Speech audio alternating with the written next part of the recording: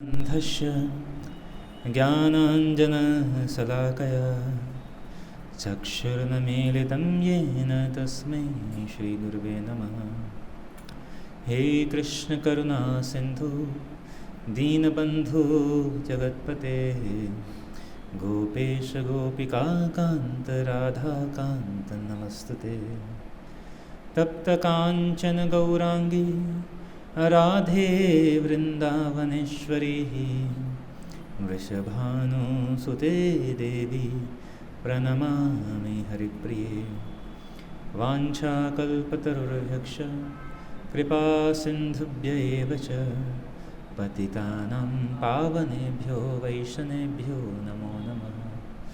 जय श्री कृष्ण चैतन्य प्रभु नित्यानंद श्री अद्वैत गदाधर श्रीवासादि गौरभक्तवृंद। हरे कृष्णा कृष्णा कृष्णा हरे हरे, हरे राम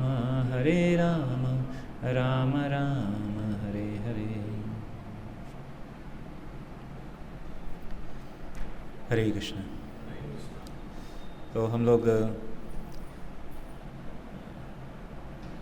मैं पिछले बार जो सेशन दे रहा था, किसी को याद है क्या? तो कहाँ तक हम लोग पहुँचे थे?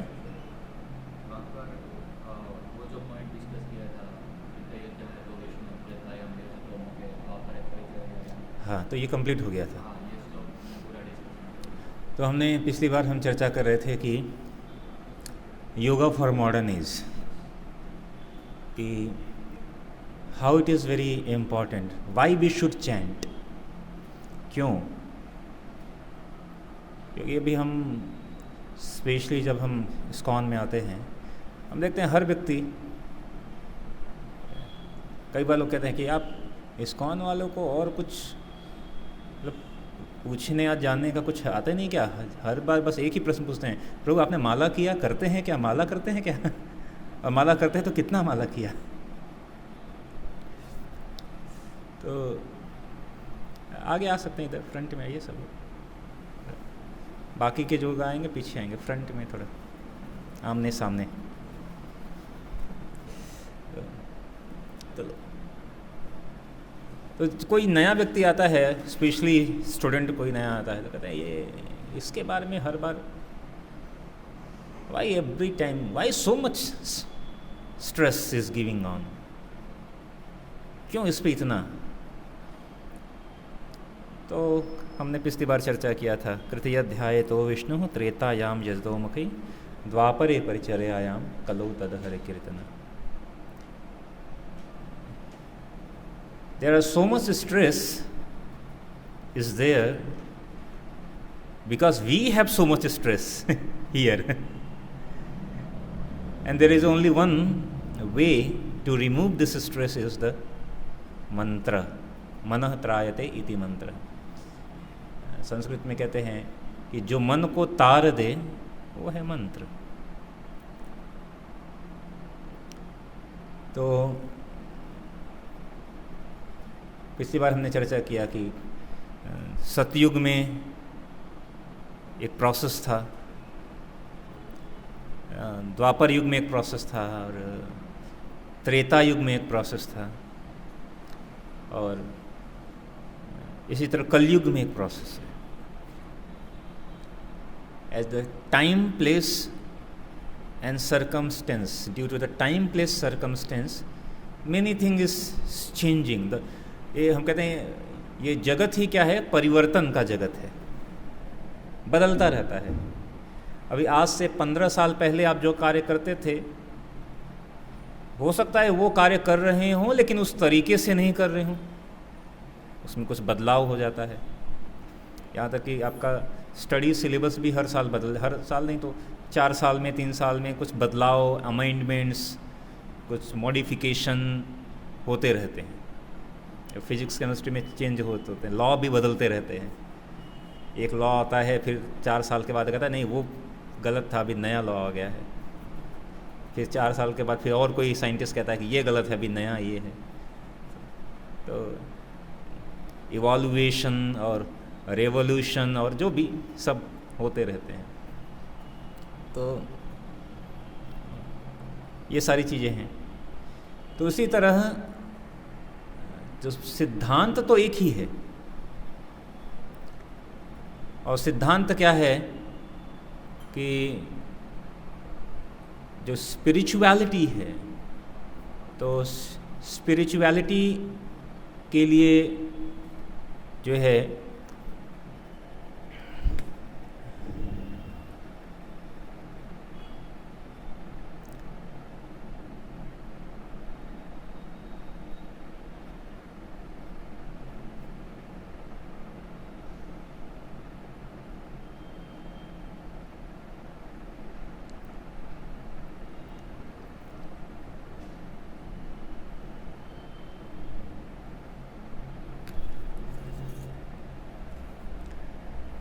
तो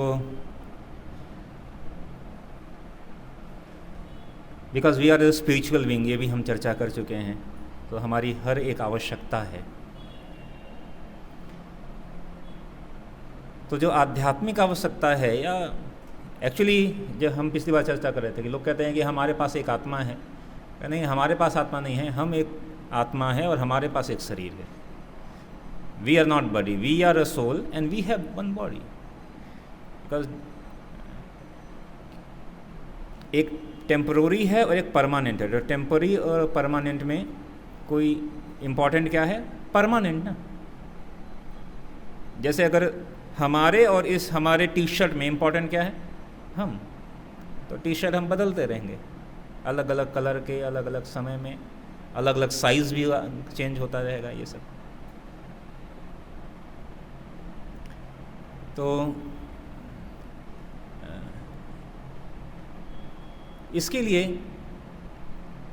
हम बात कर रहे थे कि हर युग में जो है भगवत प्राप्ति का या रियलाइजेशन का अलग अलग मेथड था, depend on the time, depend on the situation. तो कलयुग के लिए बताया गया कि सबसे बेस्ट क्या है? The chanting the holy name, because it's very very simple.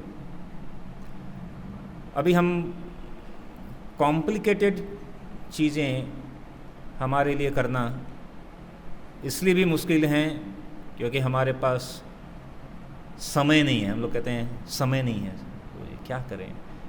We although we wanted but we can't, हम कर नहीं सकते हैं। तो इसलिए जो है हमारे वैदिक शास्त्र ने पहले से ही प्रिस्क्राइब कर दिया है कि भाई आने वाले समय में जो है, अच्छा, हमारे ये जो वैदिक लिटरेचर हैं, दे आर सो परफेक्ट, क्योंकि वो पहले से फॉरकास्टिंग भी दी हुई है। अगर आप 11th कैंटो श्रीमद् भागवत का 11th कैंटो और 12th कैंटो पढ़ेंगे, एज वेल एज भविष्य पुराण है, उसमें आप पढ़ेंगे, तो there are already they are mention that what will happen in future, क्या होगा। और कुछ एग्जाम्पल भी हम देख सकते हैं कि जो पहले मेंशन थे और हो चुके हैं। जैसे फॉर एग्जाम्पल, जैसे भविष्य पुराण में मेंशन था कि बुद्ध आएंगे, गौतम बुद्ध है, उसमें मेंशन था जीसस आएंगे। ठीक है, अब कोई कह सकता है कि नहीं नहीं, हम तो हिंदू धर्म वाले हैं और क्रिश्चियन, तो क्रिश्चियन तो पहले तो कोई एक ही धर्म था कोई। उस समय जब इस्लाम नहीं भी था, जब क्रिश्चियनिटी नहीं भी थी, तो भविष्य पुराण में मेंशन था। या यहाँ तक कि पैगंबर के बारे में भी मेंशन है कि वो पैगंबर भी आएंगे। और कुछ बड़े बड़े महान जो शासक हैं, जो कि कुछ बहुत बड़ा बदलाव करेंगे, उनके बारे में भी मेंशन है। जैसे सम्राट अशोक के बारे में मेंशन है, चाणक्य के बारे में मेंशन है।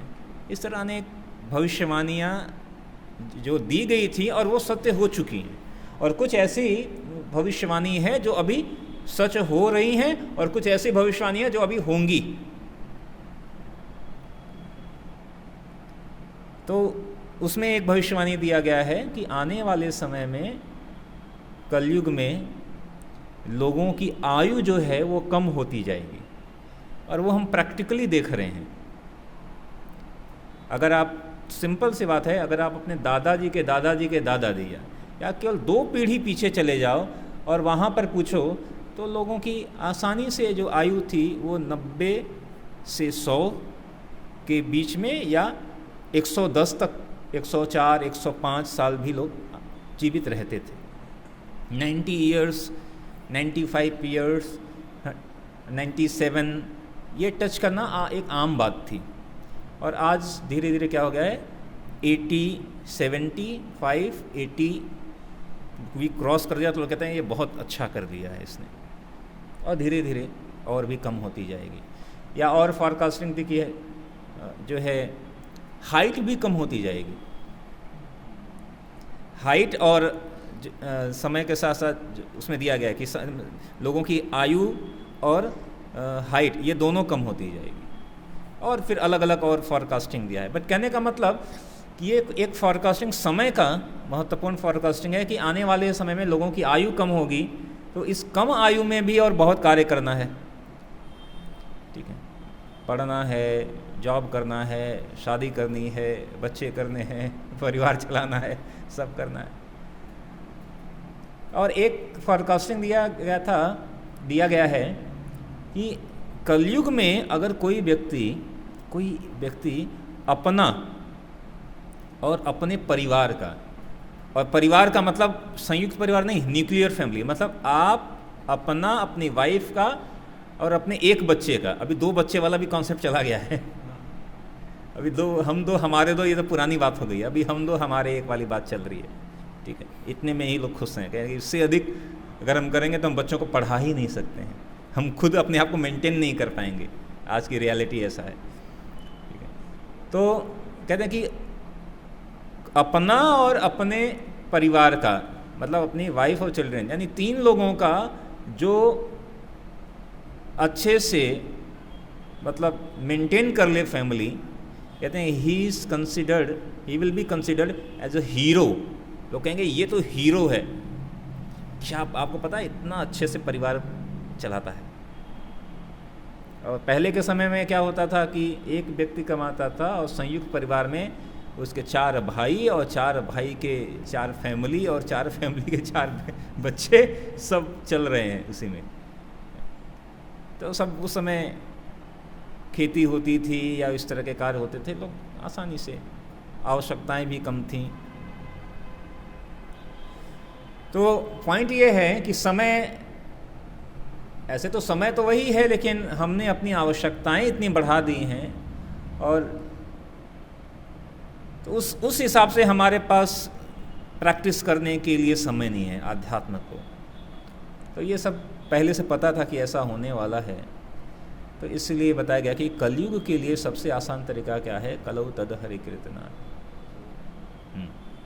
आप जो बता रहे थे कि जैसे कलयुग बढ़ता जाएगा, जैसे समय प्रसार होगा, तो उसी हिसाब से जो व्यक्ति की आयु वो कम होती जाएगी। हम देखते हैं कि पहले के जो व्यक्ति है वो सेंचुरी लगा देते थे, लेकिन अभी जो साइंटिफिक स्टैटिस्टिक दिखाता है कि जो एवरेज लाइफ है वो तो पहले 55 थी, अभी 2015 में 60 थी, अभी 65 थी, आगे धीरे धीरे बढ़ रही है। तो साइंटिस्ट लोग ऐसा क्यों बता रहे हैं? साइंटिफिक प्रूफ जो है, जहाँ तक हमारे पास भी साइंटिफिक प्रूफ है, वो हम कहते हैं ना, आज से पिछली जनगणना की हम बात करें, उस समय एवरेज आयु क्या थी पता है आपको? लोगों की जीने की एवरेज आयु क्या थी उस समय? तो बढ़ नहीं रही, घट रही है।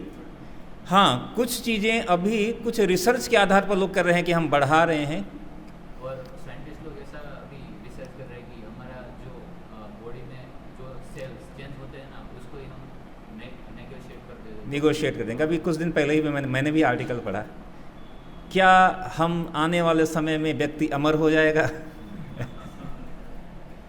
ठीक है, तो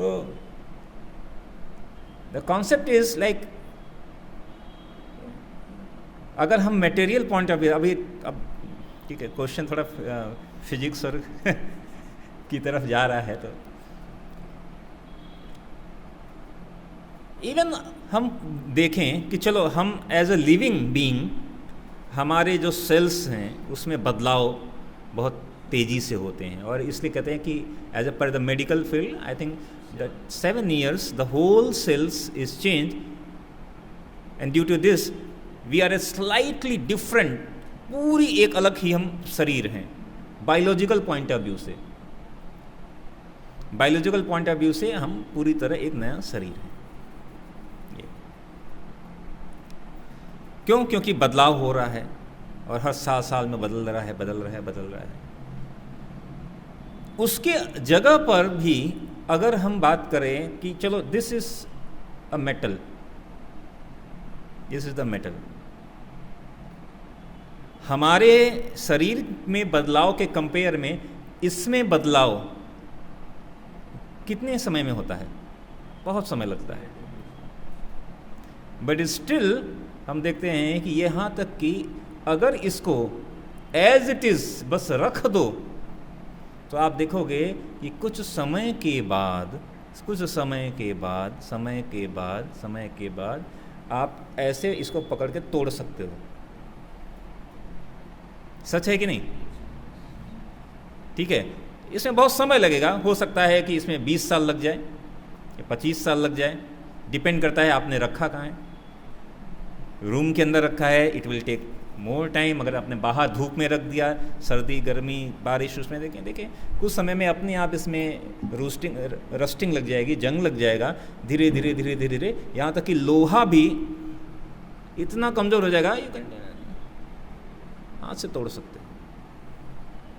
the thing is that still there is, इसका जो बदलाव प्रोसेस है वो स्लो हो सकता है,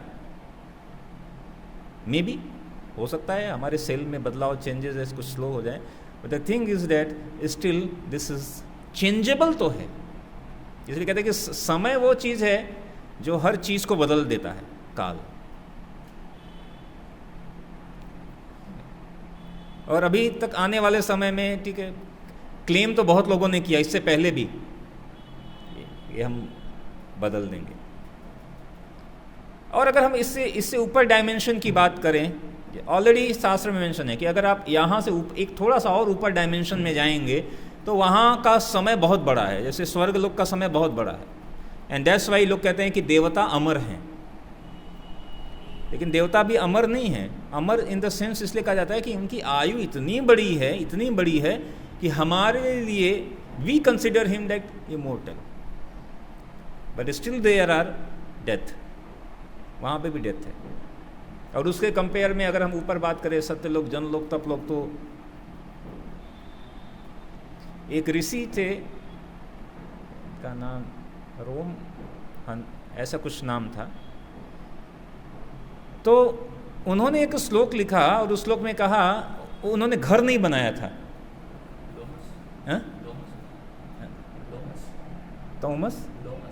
लोमस ऋषि ना, जिनका शरीर के बाद, हाँ, लोमस, उन्होंने घर नहीं बनाया। तो उनसे पूछा कि भाई आप घर क्यों नहीं बना रहे?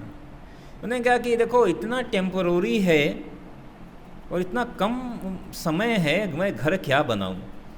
और अगर आप उनके बारे में पता करें, कहते हैं कि यहाँ पर इस प्लेनेट में 7 प्लेनेटरी सिस्टम में सबसे अधिक उम्र वाले हैं ब्रह्मा जी।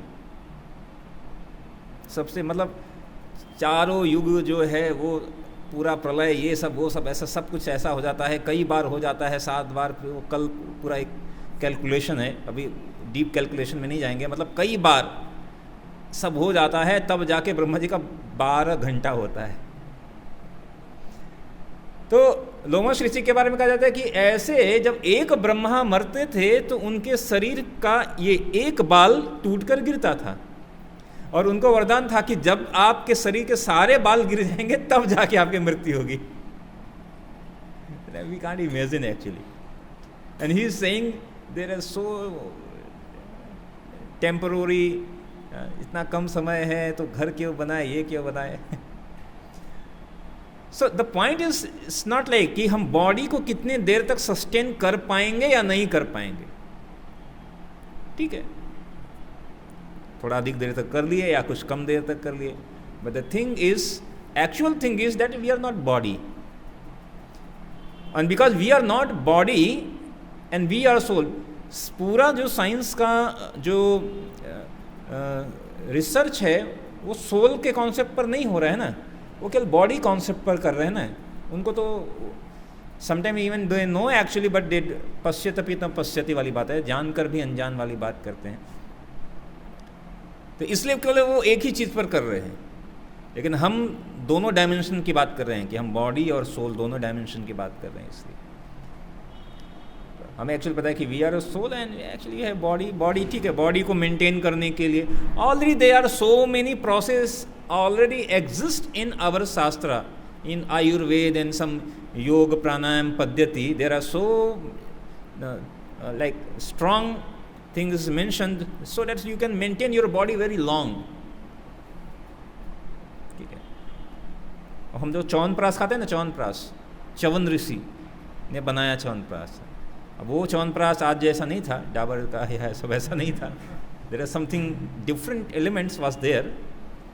ठीक है, उसका कुछ एक पोर्शन चलो ठीक है, कुछ बॉडी, बट जब च्यवनप्राश च्यवन ऋषि थे, उनके पास एक ऐसा अवलेह था जिसको खाने के बाद आपकी उम्र बढ़ जाती, बहुत लंबे समय तक जीवित रह सकते थे। तो उस तरह की चीज़ें और कुछ योग पद्धति, पहले के जो योगी लोग हैं बहुत लंबे समय तक जीवित रहते थे। और आज भी even as per the Ayurveda system भी कहता है कि जिसके जो हम जो सांस लेते हैं, इसको अगर हमने कंट्रोल कर लिया, इसकी ब्रीदिंग को जितना हम, योग क्या करता है, इस ब्रीदिंग को एक पहले मेंटेन करता है और फिर इसकी प्रोसेसिंग को स्लो कर देता है, क्योंकि हमारे इस बॉडी के अंदर there are so many types of air, और उस वायु का अगर संतुलन बिगड़ जाता है तो हमारा माइंड भी बिगड़ जाता है, फिर शरीर बिगड़ेगा, और फिर तो उसको मेंटेन करने, तो उससे क्या होता था कि हमारी उम्र भी बढ़ती थी। तो ये सब एक अलग चीज़ है, बट कहने का मतलब ये है कि आने वाले समय में हमारे पास जो है we get limited time, we will get limited time, so that we need such type of process that should be easy, आसान हो। हमारे लिए नीति नियम बहुत अधिक पालन करना बड़ा कठिन है, तो उसके लिए बताया गया कलौ तद हरि कीर्तनात्, कि आप भगवान का नाम जो है, अगर इस नाम को अगर हम चैंटिंग करते हैं, बारंबार दोहराते हैं, तो इससे सेम रिजल्ट मिलने वाला है। और अभी हम प्रैक्टिकली देख रहे हैं, हमारे संस्थापक आचार्य श्रील प्रभुपाद जब अमेरिका गए, तो उस समय अमेरिका में चल रहा था हिप्पी आंदोलन, एंड हिप्पीज कौन थे? अपने वहाँ अमेरिका के जो बड़े बड़े रिच लोग थे, उनके उस फैमिली के अनसेटिस्फाइड चिल्ड्रन, बड़े बड़े फैमिली के लोग थे। अब उन लोगों ने इतना जो है सुख सुविधा शुरू से हासिल किया हुआ था कि वो सब करने के बाद अब उनको पता नहीं करना क्या है।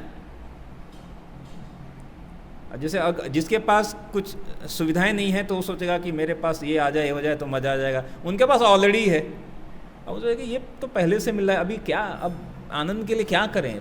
तो they are so much confused, तो फिर उसके वजह से फिर घर से भी असंतुष्ट होकर बाहर सड़कों पर घूमते थे और फिर नशा करते थे, और जो भी हर तरह के उनको लगता था कि ये करेंगे तो मजा आएगा, ये करेंगे। पूरा अमेरिका उनसे परेशान था, गवर्नमेंट उनसे परेशान थी कि इनका उपाय क्या है।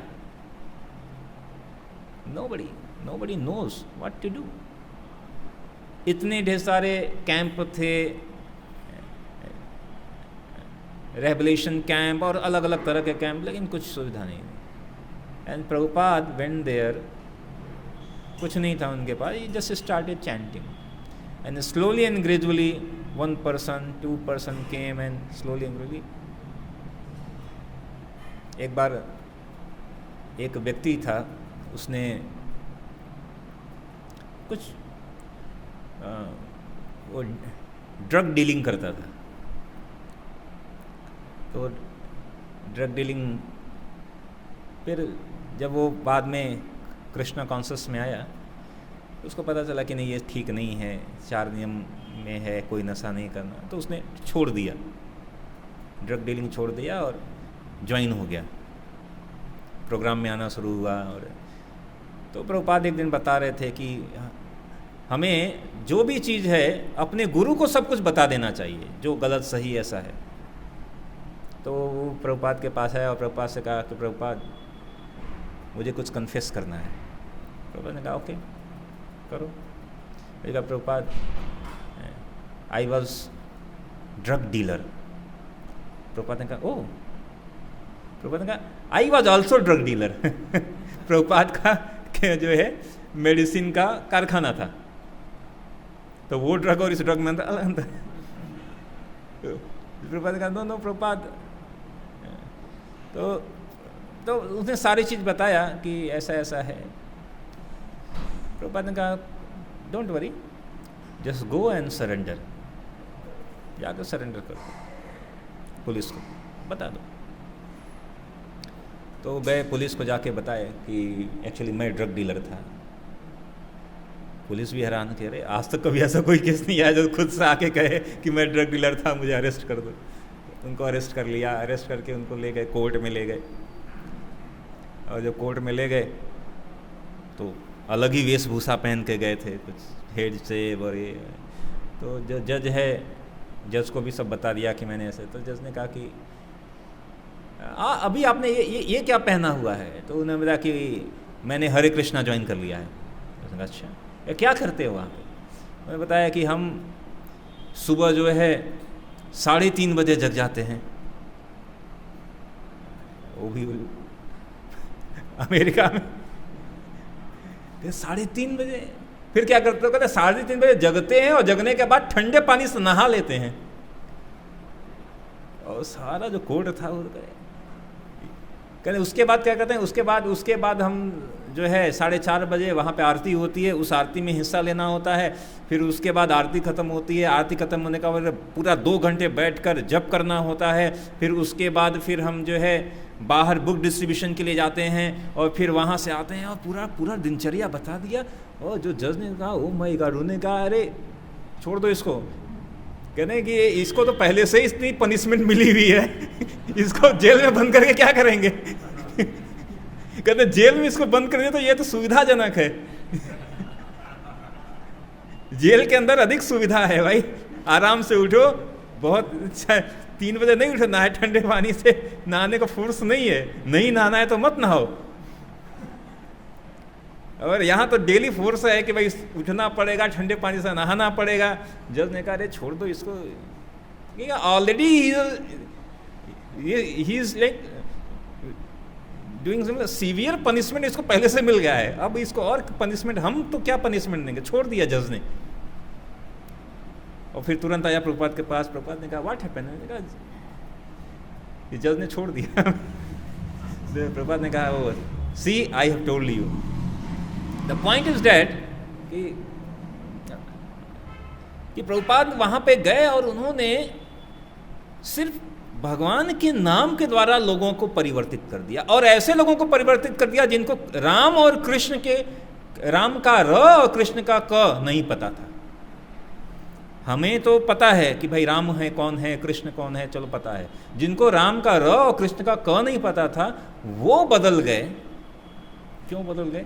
Because of this name, the potential of the name. Bhagavat में एक जगह पर एक श्लोक है, उस श्लोक में कहते हैं कि अगर कोई व्यक्ति भगवान का नाम विवशो गृणन, विवस्ता पूर्वक भी लेता है, उसको कहे नहीं नहीं नहीं मैं लेना नहीं चाहता,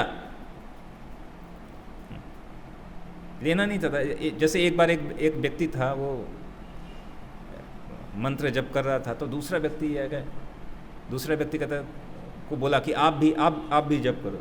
अरे नहीं नहीं नहीं मैं हरे कृष्ण जप नहीं करूंगा। तो दूसरा व्यक्ति आप क्यों हरे कृष्ण मंत्र क्यों जप नहीं करेंगे? तो कह रहा मैं हरे कृष्ण मंत्र इसलिए जप नहीं करूंगा, मैं हरे कृष्ण नहीं बोलूंगा। और ऐसा करते उसने 4-5 बार हरे कृष्ण सामने से बुलवा दिया। अगर कोई कहेगा मैं हरे कृष्ण जप नहीं करूंगा, तो भी उसने एक बार हरे कृष्ण बोल दिया ना।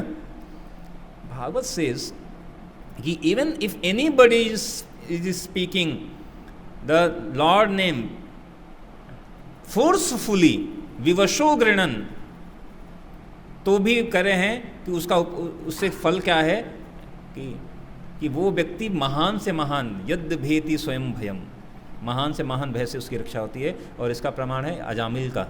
अजामिल की कथा आती है, अजामिल अपने पुत्र को बुलाता है नारायण नारायण, लेकिन हालांकि अपने पुत्र को बुलाता है, लेकिन जो नाम नारायण है वो भगवान का था, और इसलिए वो मृत्यु से बच गया, नरक से बच गया, मृत्यु से भी बच गया। और इसलिए तब से परिपाटी आ गए कि हर व्यक्ति जो है, लोग अपने पुत्र का, पुत्री का नाम कुछ स्पिरिचुअल नाम रखते थे, जिससे कि बारंबार उसको बोल सके। तो this is the power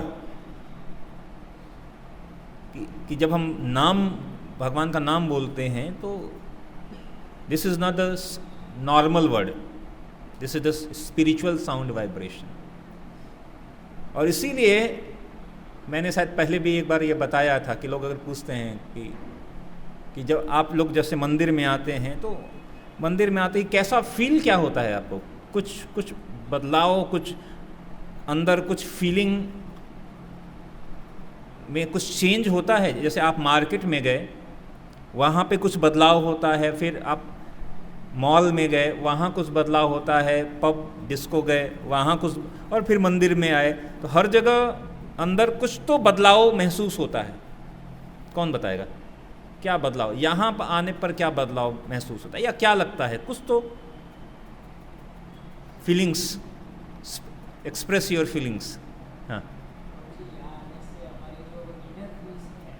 inner peace, मतलब अंदर से कुछ लगता है, कुछ शांति है। ठीक। और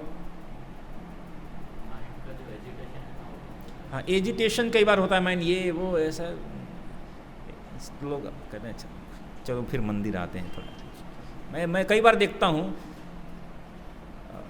कई students, specially college student, they prefer to come in afternoon. Afternoon में मंदिर में अधिक लोग नहीं रहते हैं, 4 बजे 4:15 बजे मंदिर खुलता है ना, तो अधिक लोग नहीं रहते हैं, बहुत कम लोग आते हैं। जैसे इवनिंग में काफ़ी लोग आते हैं। कई बार मैंने ऐसा ऑब्जर्व किया है, आफ्टरनून में कई स्टूडेंट कई बार आते हैं और घंटों चुपचाप ऐसे बैठे रहते हैं, फिर बैठ के चुपचाप फिर चले जाते हैं। तो क्यों ऐसा होता है? क्योंकि एक्चुअली दे वांटेड सम, बाहर इतना चल रहा है, सब घमासान चल रहा है कि they want sometimes they want कि चलो 1 घंटे चुपचाप, यहाँ पर भी शांति है, feel some inner peace and satisfaction, mind agitation थोड़ा कम हो जाता है ऐसा। तो ये सारी चीज़ें क्यों होती हैं? Because of the sound vibration. Sound vibration जो है घूम रहा है। जैसे मैं एग्जांपल देता हूँ कि अगर आप sometimes you go and visit hospital, and sometimes some hospital also have the pin drop silent, but there you can feel inner peace. Hospital में प्रभु जी इनर पीस होता है, मैं इसलिए हर महीने वहाँ पे जाता हूँ। नहीं, nobody says like that, and I hope कि ऐसा कोई कहे भी ना, उधर जाने की जरूरत ना पड़े। वहाँ पे पिन ड्रॉप साइलेंट होने के बाद भी वो नहीं, क्यों? क्योंकि वहाँ का वाइब्रेशन अलग है, वहाँ का वाइब्रेशन अलग है। यहाँ पे आते ही वाइब्रेशन कुछ अलग बदलाव हो रहा है, क्योंकि यहाँ पे साउंड जो है, हम कहते हैं, बात करें E=mc, जो साउंड है वो एनर्जी है। आप लगातार बोलते रहो, फिर आपकी एनर्जी डाउन हो जाएगी भाई। इसीलिए कहा गया है कि वाचो वेगम मनुष्य को, वाच बोलने के वेग को भी आपको प्रिजर्व रखना है। और इसीलिए कहते हैं कि अगर कोई, पहले एक सिस्टम भी है हठ योग सिस्टम में, कि लोग क्या करते थे, मौन व्रत धारण करते थे। वी नॉट रिकमेंड सच, उतना रिकमेंड हम नहीं करते हैं, बट कहते हैं कि ठीक है, भौतिक चीज़ों का इधर उधर बोलने से अच्छा है कि मत बोलो, चुपचाप रहो। क्यों? क्योंकि जब कम बोलते हैं, ऐसे कई बाबा होते थे जिनको कहते थे मौनी बाबा, लोग कहते थे मौनी बाबा, इन्होंने क्या है 15 साल से कुछ नहीं बोला है। क्यों? वो ऐसा व्रत करते थे कि जब वो नहीं बोलते थे तो जो एनर्जी है वो अंदर प्रिजर्व होती थी। और उसके बाद वो कहते थे कि जब उसके बाद 15 साल के बाद जब वो बोलते थे तो जो बोलते थे वो सत्य हो जाता था। ऐसे this is one type of like siddhi. तो पहले लोग ऐसा, कई लोग ऐसा करते थे कि लोग मौनी बाबा होते थे, क्यों? फिर बाद में, फिर उसके बाद जो बोलते थे दैट हैज सम पावर, उनके बोलने में शक्ति आ जाती थी। तो द पॉइंट इज कि हमारे शब्दों में वो एनर्जी है, सामान्य शब्दों में भी एनर्जी है। हम जो शब्द बोलते हैं उसे किसी को मित्र बना सकते हैं, किसी को शत्रु बना सकते हैं। बोलने के ऊपर ही डिपेंड करता है, पूरा जगत इसी के ऊपर चल रहा है। मैंने आई थिंक क्लास 5 और 6 में एक हिंदी की पुस्तक में एक चैप्टर पढ़ा था जिसका नाम था बात। बात मतलब जो बात करते हैं, कम्युनिकेशन, बात। उसमें बहुत लंबा चौड़ा था। तो उसमें बताया था कि बात ही करामात है ये चमत्कार है बात। इसी बात और बोली से किसी को मित्र बनाया, किसी को शत्रु बना दिया। सब कुछ, पूरा डिप्लोमेसी, सब, या हमारा पॉलिटिक्स, सब इसी के ऊपर बेस है कि कैसे हम बोल रहे हैं, कैसे बात कर रहे हैं। तो वर्ड में, शब्दों में एनर्जी है। और उसके बाद कुछ ऐसे शब्द या अक्षर और उनका एक particular combination that is also very powerful. इसीलिए संस्कृत के जो शब्द हैं, मंत्र हैं, उसमें और शक्ति होती है। नासा भी इस पे रिसर्च कर रहा है। कई बार वो अपने आजकल सैटेलाइट है उसका भी नाम संस्कृत में लिख रहे हैं। वो जैसे में अगर आप रिसर्च करेंगे आपको बहुत चीज़ें मिलेंगी।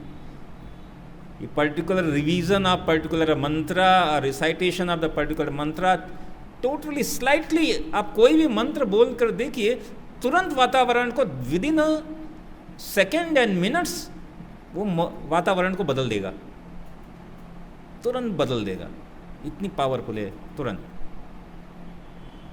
तो जहां पर मंत्रा का रिसाइटेशन हो रहा है, जो जप कर रहे हैं, बोल रहे हैं, तो वहां पर वो शब्द जो है पूरे एटमॉस्फेयर में घूम रहे होते हैं। और इसलिए जैसे ही आप उसमें प्रवेश करते हैं, they touch you, not this body, they touch your soul actually also. The energy of this mantra, ये है, ये बॉडी और माइंड को तो ठीक है वो करता ही है, लेकिन वो सोल को भी टच कर सकता है। जो स्पिरिचुअल साउंड है वो सीधे सोल को टच करता है। एंड दैट्स वाई आपको पता भी नहीं है, लेकिन आपको लगता है चल ठीक है, थोड़ी देर बैठ जाते हैं, बैठते हैं कुछ। तो इससे ये सिद्ध होता है कि शब्दों में, मंत्रों में शक्ति है, एनर्जी है। तो इसीलिए प्रभुपाद कहते हैं कि जब हमारे एक नॉर्मल शब्दों में इतनी शक्ति है, तो जो स्पिरिचुअल साउंड वाइब्रेशन ये है, स्पिरिचुअल साउंड है, जो आध्यात्मिक शब्द है, उसमें एनर्जी। तो ये जो मंत्र है हम जब जपते हैं, इसमें ये स्पेशल स्पिरिचुअल साउंड है, और इसलिए ये इफेक्ट करता है, हमारे सोल को इफेक्ट करता है, हमारे माइंड को इफेक्ट करता है। और रेफरेंस हमारे वैदिक शास्त्र हैं। तो इस बारे में हमने पिछली बार चर्चा किया। तो अब बात है कि इसके लिए हमारे वैदिक लिटरेचर में अलग अलग मंत्र दिए गए हैं, और उस मंत्र को पढ़ने के लिए समय भी दिया गया है। Anybody know is interested in music? किसी को म्यूजिक में इंटरेस्ट है? म्यूजिक में वो गाने वाला जो राग होता है, सारे गामा, कोई एनीबडी इज है लिटिल इंटरेस्ट? या किसी ने सीखा है? पता है किसी को? इंटरेस्ट होगा लेकिन सीखा नहीं होगा may be. Otherwise bathroom singer तो सभी हैं ठीक है। तो अगर म्यूजिक में आप जाएंगे, अगर कोई सीखेगा, मैंने भी सीखा नहीं है, मैं बस जानता हूँ थोड़ा, तो वहाँ पे बताते हैं कि भाई ये जो राग है ना, ये इसको आप सुबह गा सकते हैं, और इस राग को शाम में गाना है। ये राग जो है ना रात्रि प्रहर का है। वो राग में मेंशन होता है कि आप इसको कब गा सकते हैं। कब गाने के लिए प्रेफरेंस दिया जाता है। ये कहते हैं ये रात्रि प्रहर का राग है, ठीक है, ये सुबह गाने वाला राग है, ये दोपहर में गाने वाला राग है, ऐसा उसमें मेंशन है। कोई अगर सीखा होगा आप पूछना, उसमें दिया गया कि इसको कब गाना है, टाइम भी दिया गया है। तो द सेम लाइक दैट, जैसे यहाँ तक कि सामान इन सबके लिए समय निर्धारित होता है, इसको इस समय गाओ तो बेनिफिट होगा, इसको इस समय गाओ तो बेनिफिट होगा। इसी तरह मंत्रों के लिए भी दिया गया समय निर्धारित है कि इसको इस समय पढ़ना चाहिए और इस मंत्र को इस समय पढ़ना चाहिए। तो मोस्ट ऑफ द टाइम मंत्र के लिए सबसे अधिक समय होता है मॉर्निंग का, और फिर अदरवाइज अलग अलग संध्या होती है, 3 संध्याएं होती हैं, सुबह का, दोपहर का और शाम का दिया गया है। तो उसको एक पर्टिकुलर टाइम भी मेंशन होता है अनेक मंत्रों के लिए, इसको इस समय पढ़ना है। ऐसा नहीं कि जब मर्जी तब हम पढ़ना शुरू, वो इफेक्टिव नहीं होता है उतना।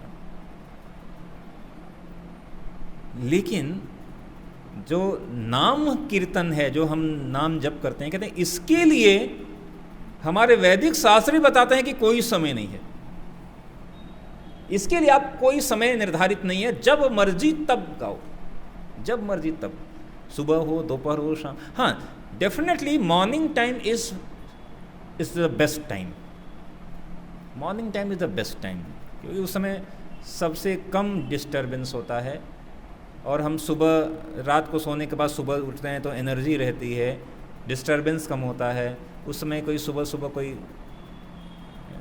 कोई आपका दोस्त और फिर फ़ोन कॉल्स और ये सब नहीं रहते हैं। तो लेकिन उसके लिए कोई पर्टिकुलर समय ऐसा नहीं है कि आप इस समय करोगे तो नुकसान होगा, नहीं, किसी भी समय, सुबह, दोपहर, शाम, रात, जब मर्जी तब। इसलिए भगवद गीता में भगवान कहते हैं सततम कीर्तयन्तुः, सतत मतलब 24 आवर, कभी भी कर सकते हैं। एक तो हो गया ये समय की बात कर रहे हैं कि सुबह, दोपहर, शाम, और एक हो गया कि आप कभी भी कर सकते हैं और किसी स्थिति में भी कर सकते हैं।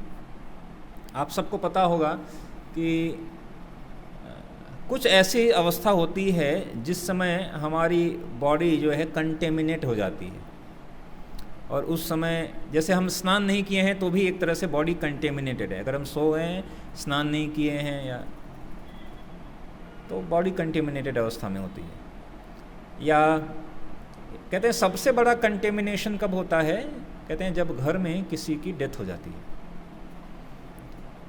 तो उसकी वजह से पूरी अशुद्धि अवस्था, वो वातावरण, वो सब जगह अशुद्ध हो जाता है।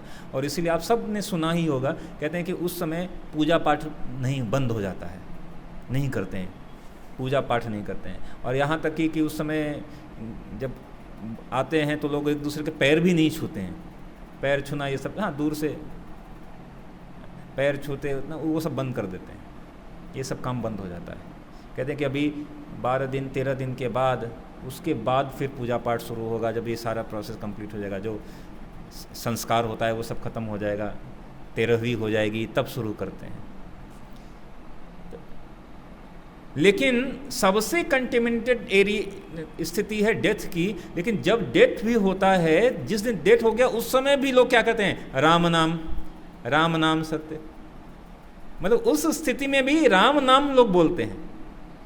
और फिर लोग जो है बेसना पर, चौथी पर लोग बुलाते हैं लोगों को, आओ हमारे यहाँ कुछ गीता का पाठ करो, भागवत का पाठ करो, कीर्तन करो, भगवान का नाम जप करो। कहते हैं सबसे कंटेमिनेटेड टाइम में भी भगवान का नाम बोला जा सकता है। आप भगवान का आरती उरती ये सब नहीं कर सकते हैं, लेकिन भगवान का नाम बोल सकते हैं। ठीक है, तो ये भी प्रमाण है, कभी भी किसी भी समय।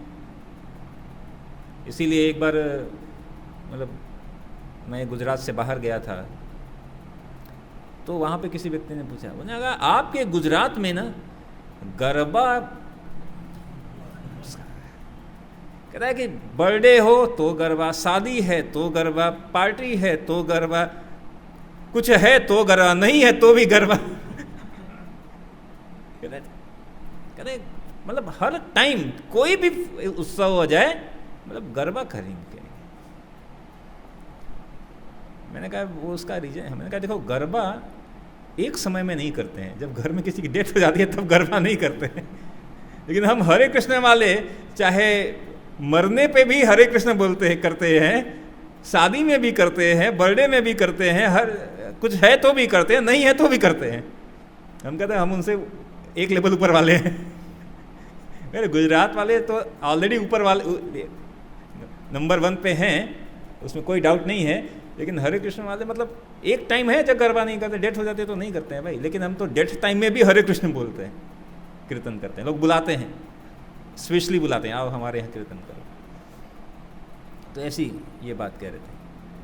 तो इसीलिए शास्त्र में बताया गया न नियमतः स्मरणेन कालः, और बहुत आसान है। जैसे हमने पीछे बताया कि इसके लिए आपको अच्छा है आप बहुत अच्छे से पालथी मारकर पद्मासन में बैठकर जप करें, अच्छा है। लेकिन नहीं बैठ पाए उतना तो कोई बात नहीं, खड़े होकर बैठकर जैसे भी आप भगवान का नाम जप करो। आप प्रतिदिन आरती तो नहीं कर सकते मंदिर में, प्रतिदिन यज्ञ नहीं कर सकते, कोई बात नहीं, भगवान का नाम जप कभी भी कर सकते हैं। किसी पर्टिकुलर परिस्थिति में फंस गए, कहीं भी किसी भी सिचुएशन में, तो इसके लिए कोई रिस्ट्रिक्शन नहीं दिया गया है, कोई रिस्ट्रिक्शन नहीं है। तो कलयुग के लिए बनाया गया कि भाई कोई रिस्ट्रिक्शन नहीं होगा, कभी भी कहीं भी कर सकते हो, बहुत आसान है। और इसका पावर सबसे बड़ा है। क्यों? क्योंकि हम लोग बड़े वाले ठीक है, बदमाश हैं। पहले लोग कम बदमाश हुआ करते थे, अब हम लोग धीरे धीरे बड़े वाले बदमाश हो रहे हैं। तो बड़े बदमाश के लिए तो कुछ बड़ा चीज़ चाहिए, इसीलिए सामान्य मंत्र से बदमाशी कम जाए, तो इसलिए महामंत्र आ गया। महा मतलब बड़ा, बड़ा मंत्र। तो बड़े बदमाशों के लिए बड़ा मंत्र, तो हम बड़े कलयुग के बड़े बदमाश हम लोग, तो फिर हमारे लिए बड़ा मंत्र चाहिए, इसलिए महामंत्र दिया गया। कि ये 4 अक्षर वाला वो वाला नहीं, इससे काम नहीं चलेगा। ये अरे 16 अक्षर वाला महामंत्र दो इन लोग को। इति षोडशकम नामनः कली कलमसनाशनम नातः परतरोपाय सर्ववेदेश दृष्टि। कहते हैं कि इससे सभी वेदों का दृष्टांत है कि ये काम करेगा, और इसको हम प्रत्यक्ष रूप में देख भी रहे हैं। और दूसरों की बात क्या करें, हम स्वयं हमने किया है, और यहाँ पे अनेक लोग कर भी रहे हैं, उनका भी अनुभव देखिए क्या बदलाव होता है इसमें। तो इसीलिए ये कलयुग में इसके लिए बताया गया, इसके लिए अन्य और कोई उपाय नहीं है। और चाहे जितने भी वैदिक शास्त्र हैं वो भी इसको रिकमेंड कर रहे हैं, कलो नास्ते व नास्ते। कलयुग के लिए अगर आप कई बार हम फाइंड करते हैं ये कलयुग ढूंढो, कलयुग के लिए वैदिक शास्त्र में क्या क्या लिखा है, तो अगर आप कलयुग वर्ड का कीवर्ड डालकर सर्च करेंगे तो जहाँ जहाँ कलयुग शब्द आएगा, कलौ वर्ड आएगा, उसके लिए रिकमेंडेड प्रोसेस में बताया गया है कि भगवान के नाम का कीर्तन ही कलयुग में एकमात्र उपाय है, इससे बड़ा और कोई उपाय नहीं है। And what is the benefits? There are lot of benefits, internal and external. Internal and external. अगर पहले एक्सटर्नल बेनिफिट की बात करें तो जैसे ही आप मंत्र स्टार्ट कर देते हैं आपका फोकस पॉइंट बढ़ जाता है, आप बहुत आसानी से फोकस करना स्टार्ट कर देते हैं, आपका मेमोराइजेशन बढ़ जाता है, आप बहुत ही डिटरमाइन हो जाते हैं। आजकल बड़ी समस्या क्या है कि हम डिटर्मिनेशन ही नहीं है, दृढ़ इच्छा शक्ति नहीं है। हम कहते हैं हम ये करेंगे, हम चाहते हैं ये और हम ये करेंगे, लेकिन ये कितने दिन टिकता है? 1 दिन, 2 दिन, 3 दिन में खलास हो जाता है। उसके बाद हम कहते हैं अरे चाहते तो हैं, कर नहीं पा रहे, चाहते तो हैं लेकिन कर नहीं पा रहे। दृढ़ इच्छा शक्ति नहीं, इससे आपका डिटर्मिनेशन पावर बढ़ जाता है।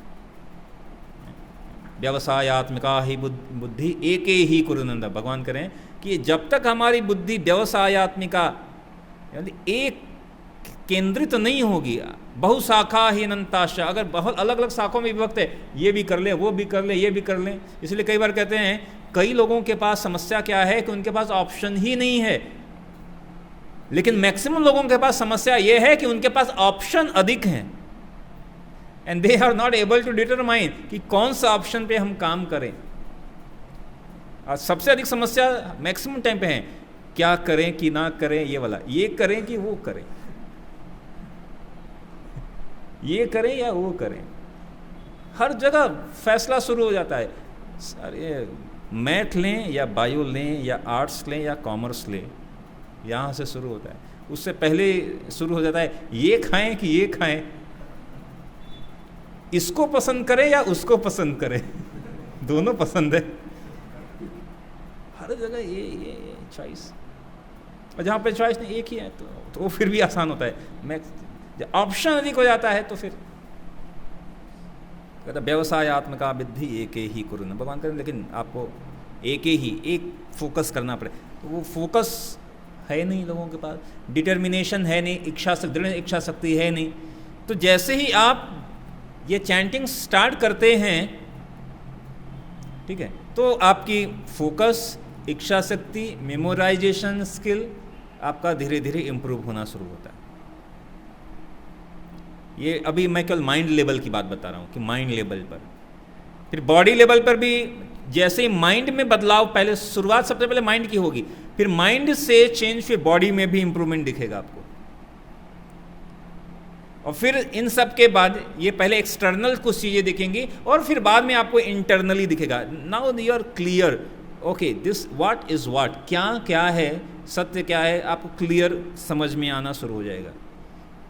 कहते हैं वो रिवील होती हैं, इसे भगवान भगवद गीता में कहते हैं this is the raj vidya rajguhyam, the top most knowledge and top most secret.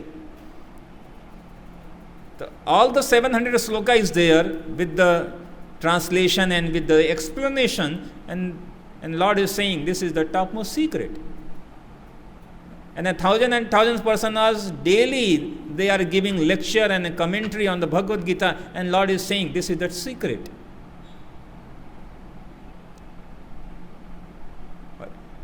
Yes, this is the secret. Not everybody can't understand. That's why Lord says manushyanam sahasreshu, हजारों में से विरला ही कोई। So when you practice all these things, then slowly and gradually the secret will reveal to you. धीरे धीरे reveal होगा। Okay yes, अच्छा ऐसा है, और धीरे धीरे खुलेगा। And then you can understand, अच्छा यू कैन अंडरस्टैंड तत्वतः, भगवान इसमें कहा तत्वतः आपको समझ में आएगा, अच्छा ये चीज़ ऐसा है, ये ऐसे करने पर ऐसा होता है। वो स्लोली ददामि बुद्धि योगम तम, भगवान आपको ऐसी बुद्धि फिर देना स्टार्ट करेंगे। The whole thing is totally is a science and step by step process is there. It's not only mental concoction कि ठीक है यार ये चल कर लिया हो जाएगा, कभी आंखों में आंसू, बस एक गाना सुनकर आंखों में आंसू आ गए कहेंगे बस अब नहीं, कुछ नहीं, ऐसा नहीं। केवल मेंटल प्लेटफॉर्म पर नहीं होने वाला है, step by step this the science.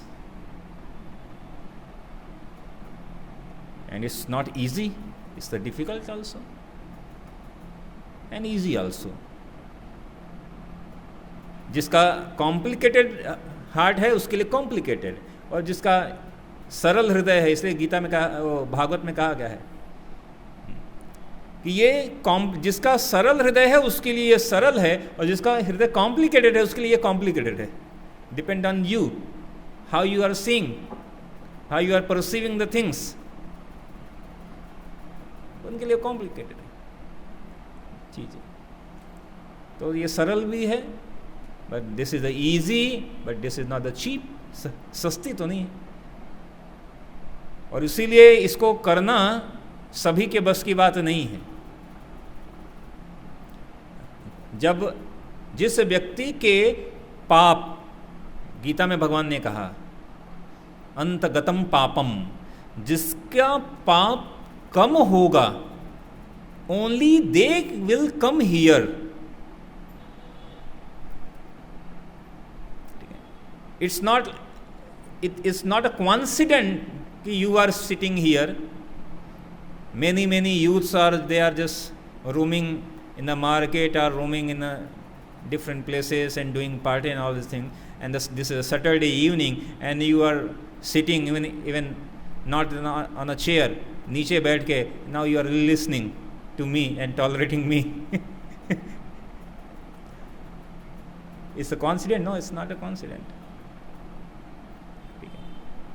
तो हजारों में से विरला, इसलिए कहते हैं कि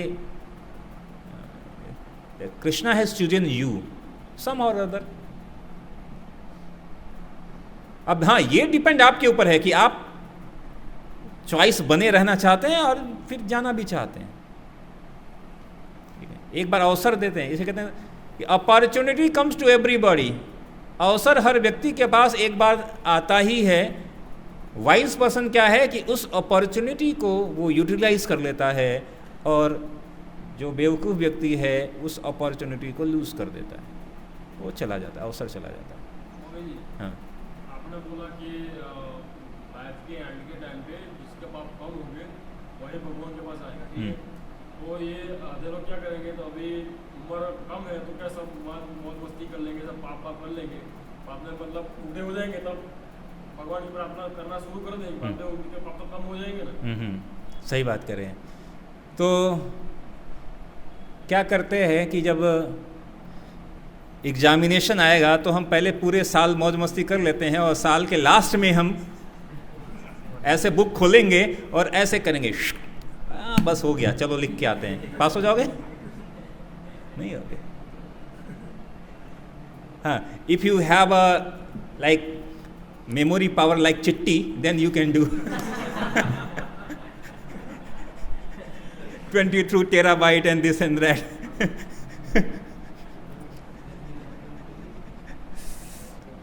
Like robot like that, if you have some power up, okay, then you can do. If you are खतरों के खिलाड़ी, then you can do.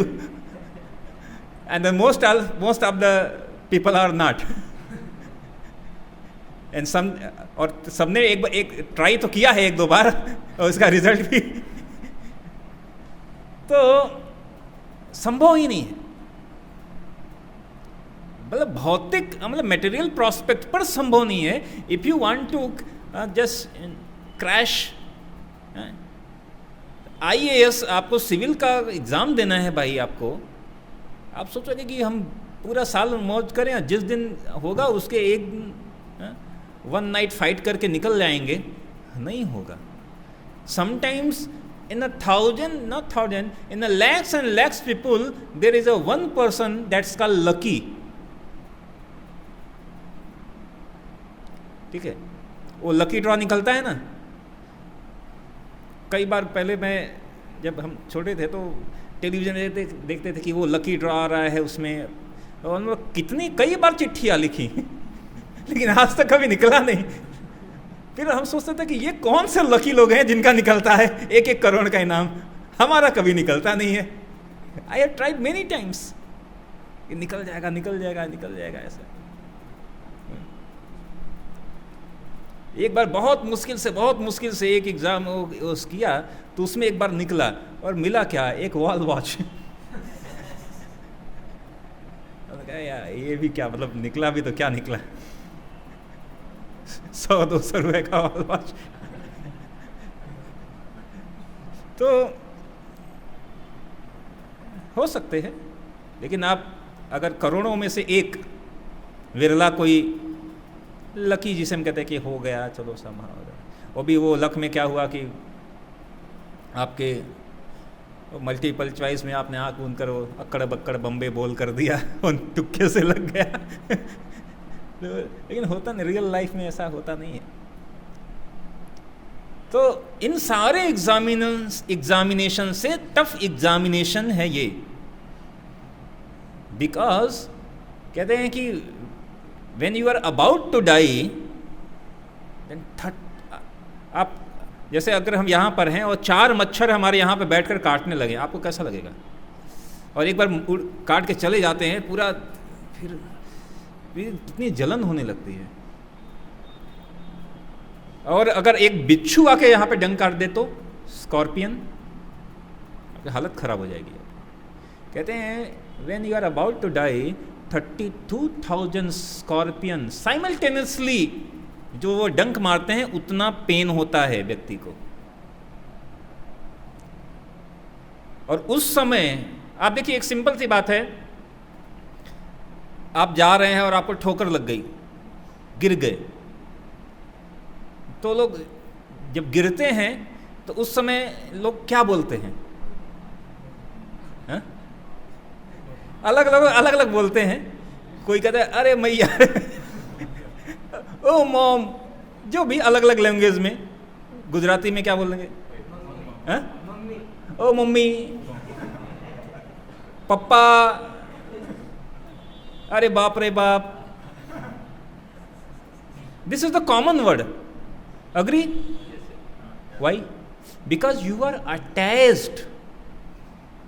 Attached with these, your mummy, your papa, आप इससे अटैच हो, और इसीलिए आपने प्लान नहीं किया कि अच्छा अभी जा रहे हैं, अभी ठोकर लगेगी और मैं बोलूंगा ओ मम्मी।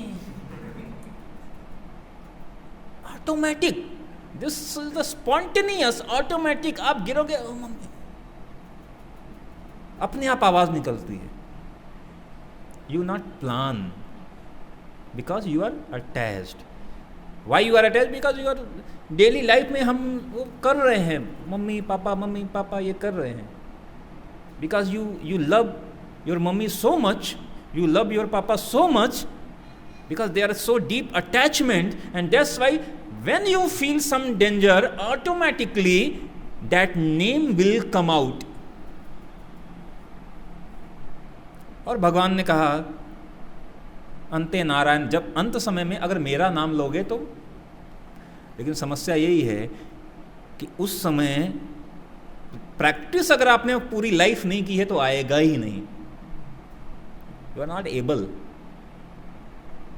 उस समय फिर हम बचाओ यही वो ये सब कुछ वो आएगा ही नहीं। ये कॉमन चीज़ है, हम अपने डे टू डे लाइफ से भी देखते हैं। फिर आप इसीलिए मैक्सिमम लोग क्या करते हैं, मतलब कि जब लोग अंत समय में जब मरते हैं तो लोग कहते हैं कि अभी मैं मरने वाला हूँ, अरे मेरा बेटा विदेश में है, उसको एक बार बुला दो, एक बार लास्ट में मैं देखना चाहता हूँ। अरे वो फलाने हैं, उनको बुला दो, वो एक बार मैं उनको देखना चाहता हूँ। अरे मेरी बेटी को बुला दो और उसको बुला दो, सबको चाहते हैं कि मैं एक बार देख लूँ। ठीक है, तो उस व्यक्ति के पॉइंट ऑफ व्यू से देखें तो लोग इतना भावुक हो जाते हैं, लोग कहते हैं कि नहीं हाँ अच्छा है, सब लोग बुला दो और अंत समय में देख के जाएं। लेकिन but this is not a वैदिक सिस्टम। एक व्यक्ति जा रहा है और उसके सामने आप उसको, you have to free him rather than you are just bounding in। सबको बुला दिया और उन सबको देखता है, अरे ये मेरा बेटा, अरे ये मेरी बेटी, ये मेरे ये वो बेटा, और ऐसे करते करते वो चला गया। क्या क्या सोचते गया, मेरा बेटी मेरा बेटा, और फिर he will come to again। इसीलिए वैदिक शास्त्र कहते हैं कि मरते समय क्या सोचना है, बेटी बेटा ये सब नहीं। इसीलिए लोग पहले क्या करते थे, लोग चले जाते थे, जंगल उंगल में चले जाते थे, कहीं उधर ही याद भी नहीं आएगी, और अकेले में केवल भगवान का नाम सोचते सोचते जाएंगे। तो स्पिरिचुअल प्रोसेस क्या है कि जब कोई जा रहा है ना, तो उसके सामने उसके बहुत सगे संबंधी सबको लाने की जरूरत नहीं है। अब जा रहा है, ठीक, अभी तो अब तुम तो जा ही रहे हो, एक बार अभी चले गए तो सारा वो संबंध गया, बेटी बेटा, बस लोग बोलेंगे कि हाँ मेरे पिताजी थे, मेरे दादाजी थे, लेकिन रहे नहीं, और वो दादाजी दोबारा कभी आने वाले भी नहीं हैं, और वो दादाजी कभी आने वाले नहीं हैं, हाँ लेकिन हम दादाजी बन जाएंगे और फिर हम भी जाएंगे। वो दादाजी नहीं आएंगे, लेकिन दादाजी तो रहेंगे, हम बन जाएंगे दादाजी, और फिर एक दिन हम भी जाएंगे। वो दादाजी फिर कभी नहीं आने वाले। That relation will never come. लेकिन जाते समय लोग दिखाते थे कि आप भगवान का नाम लो, भगवान को देखो, इसलिए लोग तीर्थ यात्रा करते थे कि अंत समय में। लेकिन इसका मतलब ये नहीं कि अंत समय में ही करें, पॉसिबल ही नहीं है, कर संभव ही नहीं है हमारे लिए कर पाना। इसीलिए प्रहलाद महाराज कहते हैं कौमारम आचरत प्राज्ञा, प्रारंभ से ही उसका अभ्यास करना पड़ेगा। Then you are able to remember the lord at the end of the time, तब आप उनको याद कर पाओगे। क्योंकि याद उसी को जिसकी आपने प्रैक्टिस की हुई है। If you are not practicing तो वो याद नहीं रहेगा। तो हाँ, ये जो प्रैक्टिस करते हैं पूरे लाइफ टाइम, ये इसलिए करते हैं कि अंत समय में मेरे को वो याद आएगा, because we are so much attach. हाँ ले आओ, चैंटिंग ले आओ। तो this is the science, this is the science,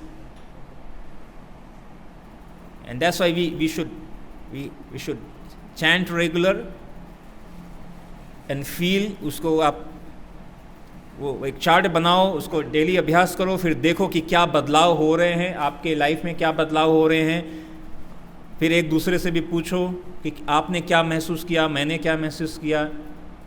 इसके ऊपर पूरा एक रिसर्च है, जैसे लोग रिसर्च करते हैं ना, पूरा ऑब्जेक्ट लिख कर कि क्या बदलाव 2 महीने में क्या बदलाव हुआ, 3 महीने में क्या बदलाव हुआ। So many research is there, you can do also research. This is the open forum and see the changes. तो ओकेजनली करेंगे तो ठीक है, सैटरडे टू सैटरडे करेंगे तो अच्छा है, लेकिन डेली अगर उसका अभ्यास करें तो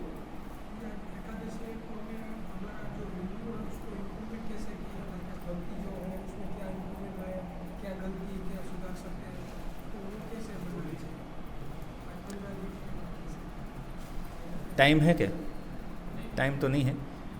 नहीं, मे बी नेक्स्ट टाइम इसको हम ले सकते हैं, the review session, how we can do review, when we should do review and how we should do review.